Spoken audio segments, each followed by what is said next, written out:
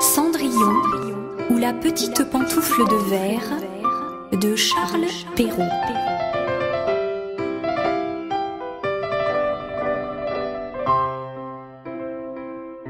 Il était une fois un gentilhomme qui épousa en secondes noces une femme, la plus hautaine et la plus fière qu'on eût jamais vue. Elle avait 2 filles de son humeur et qui lui ressemblaient en toutes choses.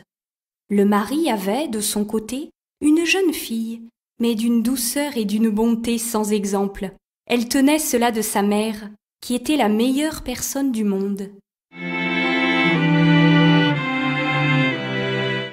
Les noces ne furent pas plus tôt faites que la belle-mère fit éclater sa mauvaise humeur.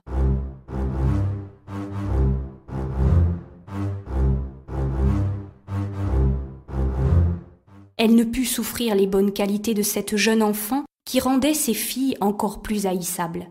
Elle la chargea des plus viles occupations de la maison. C'était elle qui nettoyait la vaisselle et les montées, qui frottait la chambre de madame et celle de mesdemoiselles ses filles. Elle couchait tout en haut de la maison, dans un grenier, sur une méchante paillasse, pendant que ses sœurs étaient dans des chambres parquetées où elles avaient des lits des plus à la mode et des miroirs où elles se voyaient des pieds jusqu'à la tête.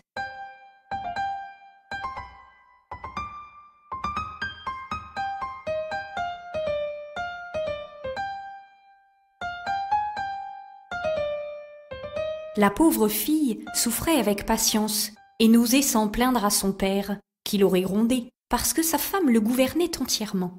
Lorsqu'elle avait fait son ouvrage, elle s'allait mettre au coin de la cheminée et s'asseoir dans les cendres, ce qui faisait qu'on l'appelait communément dans le logis Cul-Cendron.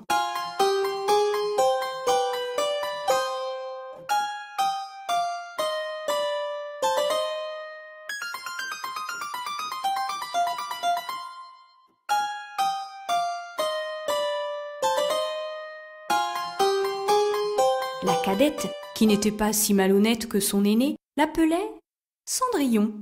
Cependant, Cendrillon, avec ses méchants habits, ne laissait pas d'être 100 fois plus belle que ses sœurs, quoique vêtue très magnifiquement.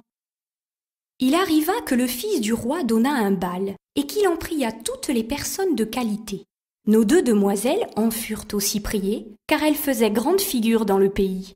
Les voilà bien aises et bien occupées à choisir les habits et les coiffures, qui leur siérait le mieux. Nouvelle peine pour Cendrillon, car c'était elle qui repassait le linge de ses sœurs et qui gaudronnait leurs manchettes.